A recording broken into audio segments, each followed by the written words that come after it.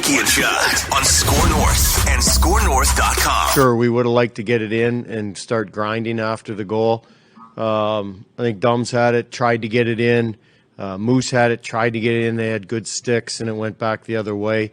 As far as the second goal, I mean, it's a hope play from behind the net, hits the side of the net, and ends up right on their tape. So there's no breakdown. It's just a bounce, and that's the type of hockey game that it was, and we expect that to be, going forward, that type of games.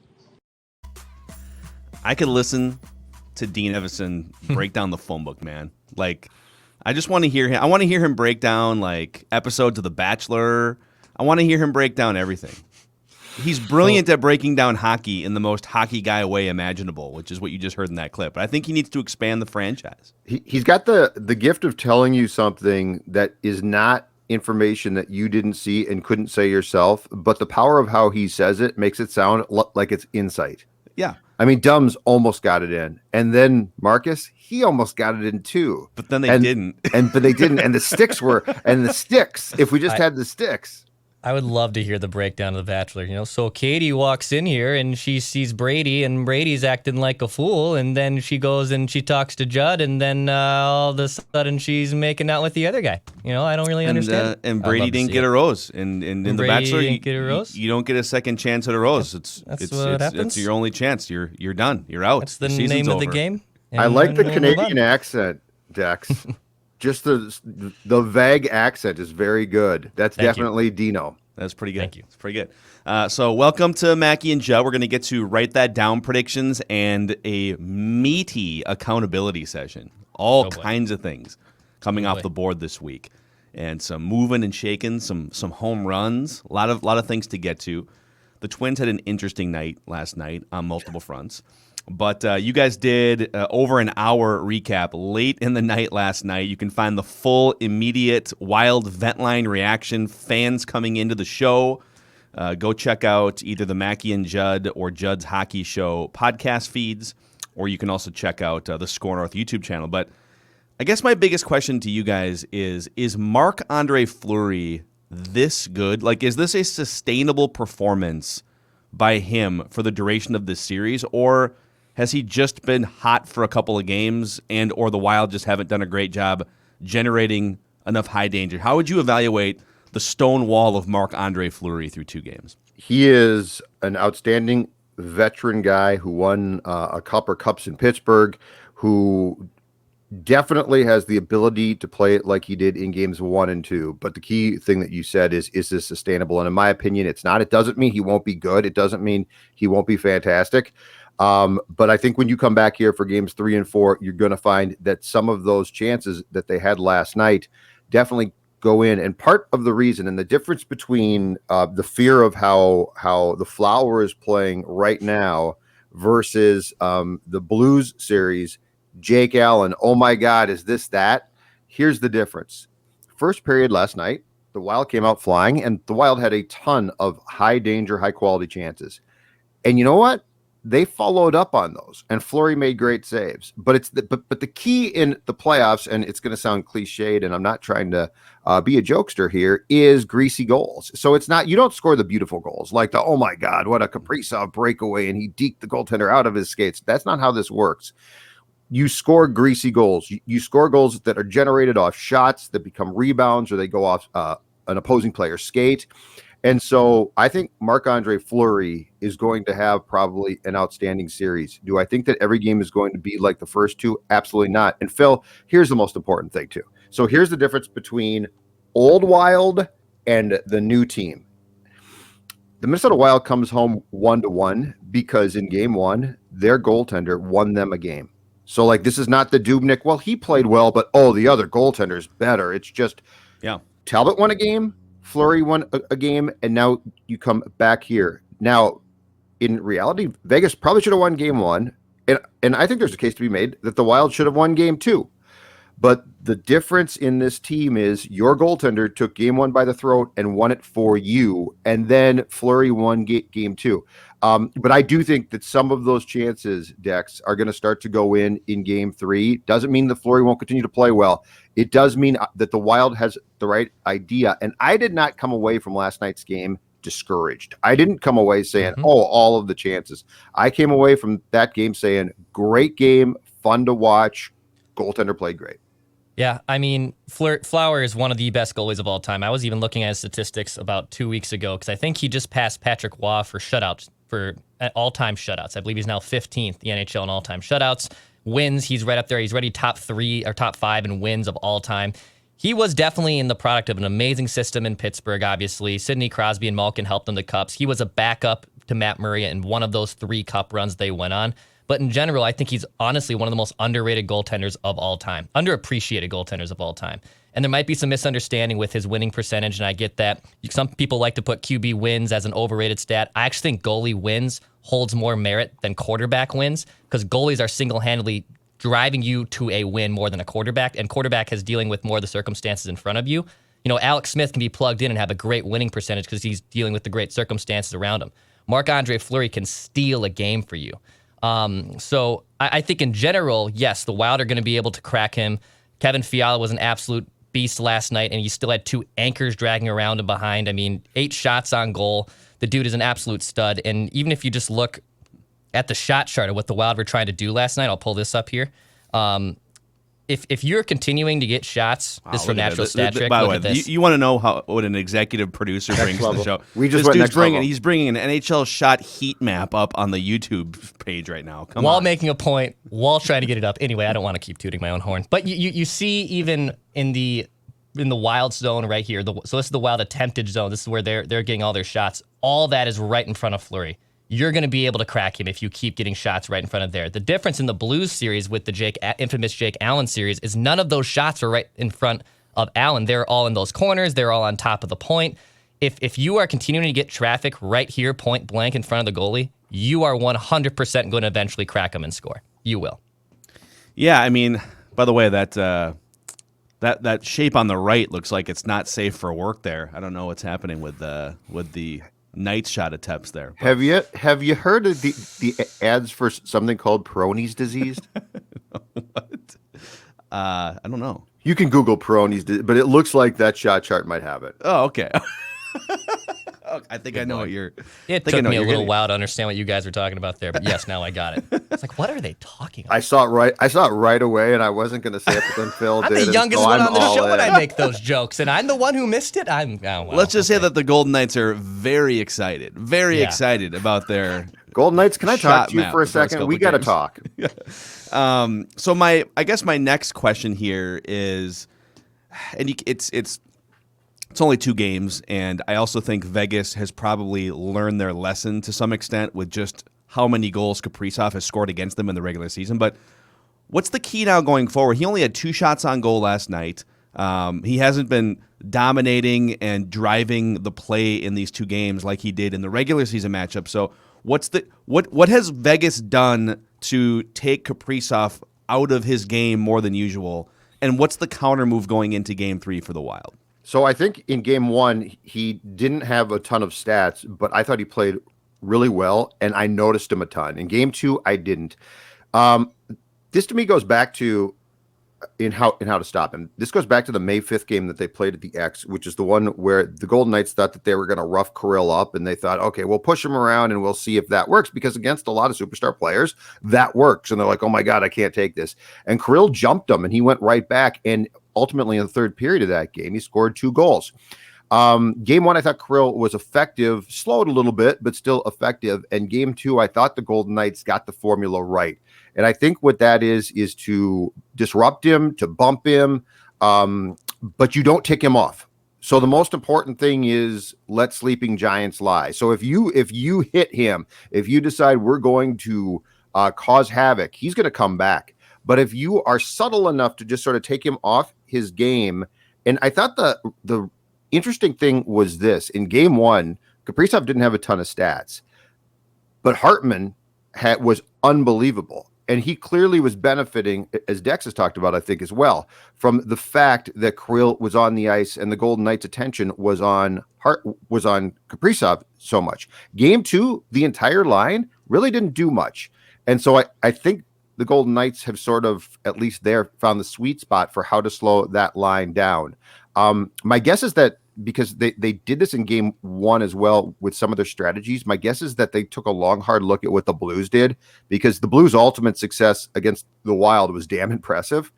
The Blues did a pretty good job. Kaprizov scored the one goal on Binnington way back at the X that was phenomenal, but the Blues did a pretty good job of slowing him down too. I'm now going, Phil, to turn to my friend Declan Goff, though, for what the answer should be, because this is something that we talked about a lot early this morning on our Wild event line. And Declan, I want you to give your thoughts on what you would do to help Kaprizov, because this would help your favorite player in the whole wide world too. Yeah, I mean, Kevin Fiala was a beast last night. 8 shots on goal. Playing with Victor Rask and Marcus Johansson. Johansson looks like he's handling the puck like a hand grenade. Victor Rask has a good enough skating ability as I do. Rask missed a point blank half open net last night too. Yeah, just and it hits the pipe. If you swap Rask with Kaprizov on that play, Kirill hits that every single time. In fact, I think a lot of other players in this roster hit the net on that every single time. When you're down like this and when Fiala's rolling and it's noticeable how much he is impacting the game and you're down a goal, you have to put Kirill with Fiala. You 100% do. And you can mix and match it. It's not like they have to be double shifting each other on the ice every other shift. If you have an offensive zone faceoff and you're down, put Kirill and Fiala out there. Put those two dudes on the ice. It makes no sense to just drag down Fiala, and then he gets more pissed off, and he plays with his head on fire in general. Fiala definitely does. You notice that he just has an extra step in his game, and sometimes it can actually hurt him because he'll take a penalty or do something dumb in the offensive zone. But if you put Kirill, the most dynamic player on this roster, with Fiala, who's ready and hungry to score, that's what you have to do. You 100%. I was baffled by the end of the game, where basically the time is ticking away in the end of regulation, and still you're only double shifting Kaprizov on the fourth line with Nico instead of Nico Sturm. He's playing with Nick Bonino and Nick Bukestad. It was one of those few times where I actually thought, Dino, I don't really know what the hell you're doing here. You should put these two dudes together. So all right, here's a theory on that. You guys can tell me if I'm an idiot here. It is a 7-game series. It is a team that you have played a million times already this season, and so you've mostly seen each other's punches and counter punches, and you know that you've already shifted the series in your favor by winning game 1. And so not that game 2 is a throwaway, but game 2 is a bonus. Like the fact that you stole home ice in game 1 meant game 2 was sort of gravy in some ways, right? Would there be value in, let's say Declan's right, in that pairing those two guys up more often would lead to greater offensive possession results, et cetera, right? Would there be value in holding that punch until game 3 or game 4? Or would you put all those cards on the table in game 2? I don't believe in a playoff series against a team like this that there is such a thing as a throwaway game. So I would have thrown that punch. The other thing is, I just don't trust that they'll do it. There seems to be an adverse reaction. If they're on the power play or the goaltender is pulled, they'll definitely put Kaprizov and Fiala on the ice together. But otherwise, they're lulled to do it, and I don't know why. So if there was like a strategy behind it, I guess I could get that, but I don't know that there is. I think they're just trying to have more scoring throughout, which, you know what, in the first period is absolutely fine, and probably in the second too. But third period last night, I played that card. And here's the thing. I don't know how containable that punch is if it works and you throw it. I don't know that the Golden Knights can come back and have a blueprint to stop it. Zuccarello and Kaprizov, when they're at their best, are great because they feed off each other. Zuccarello is or can be a marvelous facilitator. But the Fiala-Kaprizov component that would be so interesting to watch is they're both scorers. Like they would cause havoc. And I don't think that you're at the point where you can basically say, well, game 2, we really don't. I mean, you're up 2-rip. That's impressive. So I get what you're saying. It's certainly not stupid, but I would have thrown that punch. And the thing for me is I don't trust that they will. Like they just haven't done it enough for me to say, okay, there's like a game 3 counter here coming, right? Like if they're down by 1 in the third period, they'll do it. It was very weird to get Kaprizov on the ice more last night, which I agreed with. That's the right move. But to do it with the fourth line, it's like, really, this is your counter? Like you have two guys who are elite players. And Phil, Fiala's game last night, Like, it was one game where he decided, I am going to be the best that I could possibly be, and he was. That was just seemed to me to be a golden time to pair him, because the thing with Kaprizov and Fiala, if you put them together, Kirill can score, Kirill will score, but Kirill can also, I mean, he's a marvelous passer. Like, imagine, because Kirill can see you when you don't know that you're going to be open yet. He's got that weird quarterback anticipation thing that the great ones have. Kevin Fiala would feed off that. So that's why I would have done that in the third period last night. And I don't know that they will. And my personal opinion is, if they don't do it at some point in this series when down a goal or two, they're making a mistake. Yeah. Well, the first two games have been a blast to watch. And I don't know. I mean, it's possible that one of these two teams could just roll off 3 straight wins. But this very much feels like a 6 or a 7 game series that's going to go back and forth. And as the Hockey Whisperer told you, there will be a game-winning goal in overtime by the Wild, Game 7, by Kevin Fiala, the aforementioned Kevin Fiala. So Judd's Hockey Show, you guys set. So we post Judd's Hockey Show episodes on Mackey and Judd's podcast feed, and also on the Score North YouTube channel. And there's a separate Judd's Hockey. If you just want the Judd's Hockey Show, you can find that podcast anywhere you find podcasts. And you guys set a new download record for one of the preview episodes, right? Or was it the recap of Game 1? It was both. So it was Sunday, I think, people consuming the preview and then consuming the reaction afterwards. So. Love it. So if you like hockey, then go check out Judd's Hockey Show with Declan as the co-host. So, all right, boys, that wasn't the only interesting thing that happened in Minnesota sports last night. This time, for real, the Twins actually did win a game last night. So, okay, 3 things. We got some accompanying clips here from postgame, but there were 3 sort of mind-blowing things that happened last night. There was the Twins' counter and punishment of Yerman Mercedes. Then there was Tony La Russa's reaction to it all. And then there was the heroics of Miguel Sano.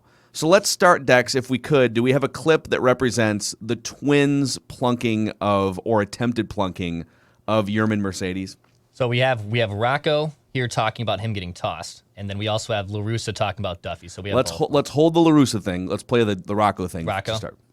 I was ejected because I disagreed with Duffy getting tossed in that situation. I didn't like it, and I went out there and, made my feelings heard. Had there been any warnings like, was there, did that just, what was the explanation there? No, there were no warnings. The umpires got together. They made a decision that, obviously, if they threw him out of the game, they made the decision that they thought it was intentional on Duff's end. We were due to pitch Yerman, who's been very good against us, in and crowd him some too. And that's the way that it played out. They threw him out of the game, and we have to live with that. But it doesn't mean we have to be happy about it. Okay, so that's one of the dumbest things I have ever heard in my life watching baseball. For one, to try and 2 things. To try and play it off like Tyler Duffy didn't intentionally throw a ball at Yerman Mercedes. That ball, and by the way, of course, par for the course for Tyler Duffy's season, he missed him. He fires wide behind the buttocks of Yerman Mercedes. Watch that clip if you can find it on the internet a million times. You try to justify the explanation that, we were just pitching him tough inside. No, you threw a ball behind a guy that showed you up, quote unquote, the night before. And then the second part to this is the reporter there asked for an explanation. So, like, what was the explanation? Why'd you get taught? Here's the explanation. The Twins are the worst team in baseball heading into the game 2 nights ago, okay?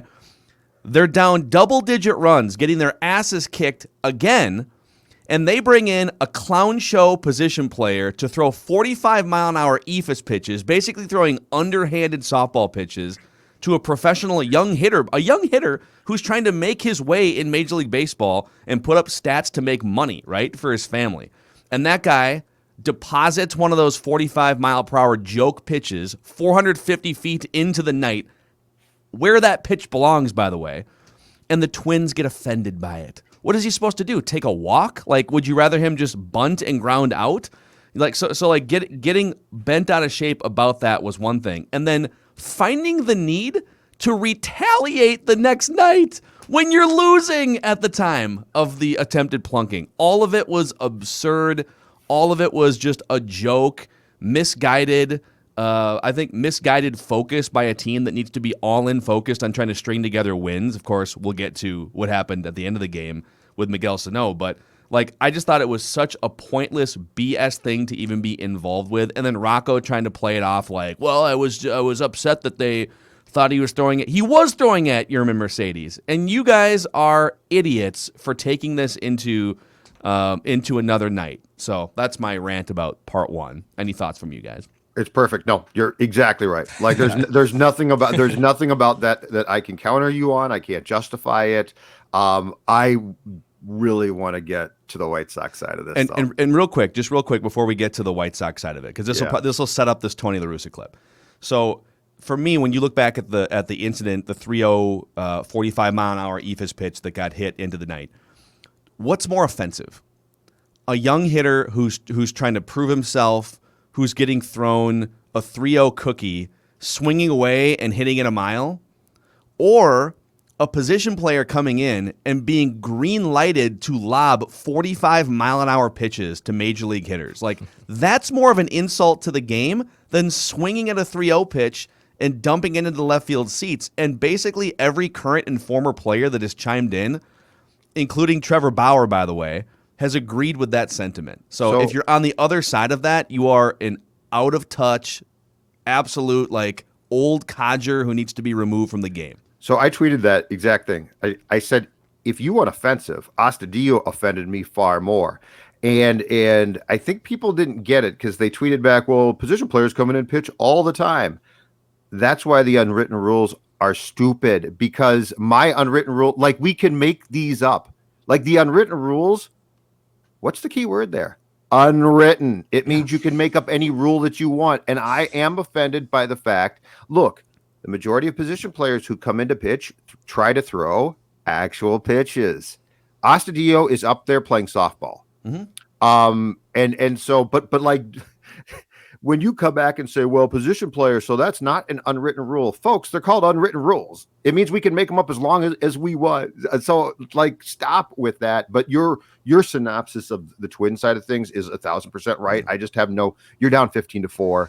You're making a joke of the game, and then you have the audacity to get offended when somebody actually hits a home run, which last time I checked was not an unwritten rule. Home runs were. In fact, I would say that Miguel Sano would argue last night home runs are very important. Yeah. And so, all right, so part two of this is La Russa's reaction. And just to set this up, basically everyone in and around the game of baseball, especially the younger players, the new generation, the Trevor Bauers, right? You saw Anderson's reaction on that clip that we just played. You guys did anyways, and the YouTube audience did. And he's John at Baldelli, like, get the bleep out of here, dude. Like, everyone looked at the Twins' reaction and said, you guys are the worst team in baseball. Fix your bullpen before you get mad, and stop throwing 45-mile-an-hour softball pitches, right? Mm-hmm. So you'd think any sane baseball person, especially someone on the White Sox, would look over and be like, you guys need to pipe down over there, okay? Not Tony La Russa. Well, obviously, guy threw a sinker and, it didn't look good. So I wasn't that suspicious. I'm suspicious somebody throws at somebody's head. And then I'm not suspicious. So I don't have a problem with how the Twins handled that. Tony La Russa has no problem with how the Twins handled that, getting revenge on Yerman Mercedes for making him tap dance around a sinking fastball. And then the night before, he called Yerman Mercedes clueless for swinging and hitting a home run off a 3-0 pitch. Meanwhile, Dex found a couple screenshots on Instagram of White Sox players basically being like, dude, swing away, man. Like, yeah, Tim Anderson. Away.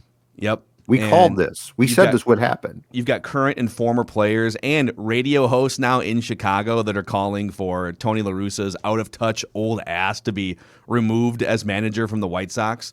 So amazing that the manager of the White Sox would choose in that situation, regardless, by the way, of what he acts like. Let's say his true belief is, I just don't like to show up teams 3-0 counts, right? Dude, swallow that thought and support your team. This is a perfect chance for you to support your team and show that you're in on the current modern day culture, and he absolutely went the other direction. So, oh my God. So Tony pregame, that was bad. I mean, that looked really bad. He basically said there's going to be discipline, internal discipline. Discipline within the family. Yeah, within the family. Okay, Godfather. And meanwhile, the rest of the clubhouse is like, rightfully so, hey, Yerman, way to go. Nice home run. Who cares? And Russa says because he told him to take a 3-0. He gave him the take sign on a 3-0 count, but said if it had been 3-1, it would have been fine. But 3-0, no, you don't do that. What's the difference? Why do we care so much about other people's feelings here? These are all people that make millions of dollars. But again, the Twins pitcher, who's not a pitcher, is lobbing the ball in. Like he's basically saying, crush these pitches. And Yerman Mercedes, who's a 28-year-old rookie who finally broke through, who's been fantastic. And Phil, you're right. He is looking to make money. And guess what? At the end of this year, they're not going to break down his home run total and say, we're going to take this one away. It came against Astudillo. It's going to count. So he is justified there. And then I got notes, on Twitter saying, well, he was given the take sign. Okay, first of all, that's incredibly stupid. I don't think he looked down. I think someone broke down the tape and said he wasn't even what are you even giving signs for? That's what I said. Why are you giving signs? Like the guy's lobbing the baseball up there. Why are there signs coming? Tony, there shouldn't be. But anyway, let me say in a season where everything for the most part has gone wrong for the Twins, I actually think what happened post game is an enormous break. And is really good news if you're a Twins fan or the Twins, because the White Sox are a team on the rise. They're without 3 key players right now, and they're still good. And they are a team that has a ton of young talent who, in my opinion, plays the game the right way for 2021, right? Like this is going to be a team that's going to be competitive, I think, for a while. And what the manager did last night post-game, not defending his player, basically saying, you threw at my guy, I'm okay with that. It has the potential to, and I think it will, fracture that clubhouse. Yes. Fracture Nobody wanted that hire except for the owner of the Chicago White Sox. But that's the only guy. But if you're the Twins, aren't you thrilled? Like this is going to cause them problems. Like they're not this. You don't walk away from this and be like, oh, Tony's being Tony. We all said Tim Anderson and a few of those players are going to hate this guy. And I guarantee you they do. And if I'm the Twins or I'm Cleveland or Kansas City or hell, I guess Detroit, I love this because they're going to have to get a new manager at some point pretty soon. You can't go down this path. I mean, these people are together constantly. They actually are a family. And you're going to discipline a member of that family who's off to just a great start. And by the way, who's helped your team a ton. So that's the one takeaway. If I'm the Twins is privately, I am very happy that this guy basically said, Tyler Duffy threw at him. I really didn't see it. God. So, all right. So that was part 2 of madness last night at Target Field. And so despite all the chaos and despite somehow both teams handling the situation from 2 nights ago as poorly as they could both handle it, like the Twins getting offended enough to make it a thing the next night, and then the White Sox manager, Tony La Russa, not defending his team and throwing guys under the bus. Like both teams handled it as poorly as you possibly could. And the Twins' house is crumbling in front of us. And in comes Mr. 3-week hot stretch. As predicted on the show, Miguel Sano with a 3 home run night last night, including a game-tying home run to make it 4-4. And then Jorge Polanco comes in the bottom of the 9th inning and gets the ultimate game-winning hit. But welcome to the season, for one. So he has now impacted 2 wins, 1 on Saturday and 1 now. Of course, this is what he always does, right? He deserves huge credit. Like, this is obviously why it's not easy to just cut bait on him or release him or trade him for nothing, because he can carry your team. As we've said on this show, he can carry your team. Like, what's going to happen now is he's going to hit like this for like 3 weeks. Mm-hmm. And you're probably going to play well. Now, it doesn't excuse the fact. It's kind of like Kirk Cousins, right? Well, look how well he's playing. Well, he also led the league in interceptions through the first third of the season, and you started 1-5 in large part because of that, right? Mm-hmm. And it's like he's going to get hot for 3 weeks, and the Twins are going to play above 500 baseball, and they're going to start clawing their way back in the standings, and everyone's going to say, see, told you so. You guys were wrong about Miguel Sano, right? Like, well, no, he's a streaky power hitter who does this for stretches. Of course, he was unplayably bad for like 5 weeks, and was a big part of the reason why your team started 13 games below 500. So, but listen, last night he deserves credit. He figured it out. He jumped on some pitches, and we'll see if he can have one of his patented 3-week hot stretches now. Let's turn it into a month. Let's pray for a month, and halfway through that, start shopping him and see if you can find a taker like that. To me, I watch those home runs because I mean that is the tantalizing potential, right? Like, oh my God, an oppo, that's incredible. And I mean the man is so strong that if he barrels it up, it can go out to center, it can go out to left for sure, a long ways, and it can go to right. But if you could get a month like this, about a week and a half to two weeks in, okay, start to shop him. Like, take what you can get at that point because the slide is coming again. Unless you think, and I'm past this point personally, but unless you think that there is something eminently fixable here, which I don't think that there is, then I would start to shop him. I think that's the upside of a Miguel Sano hot stretch is not what can Miguel do for you, it's how can you get rid of Miguel. Yeah. John Morosi reporting today, by the way, from, I believe, MLB Network. He was at Fox. I'm not sure if he still does Fox, but that he wouldn't be surprised if Jose Barrios is an option for the Blue Jays. He was very specific, saying Jose Barrios and Blue Jays. The Twins have not reached an extension with him, so the Twins either have to trade Barrios soon or sign him to an extension that probably pays him $20+ million a year. And John Paul Morosi does not speculate unless he's been told something by somebody who gave him a name.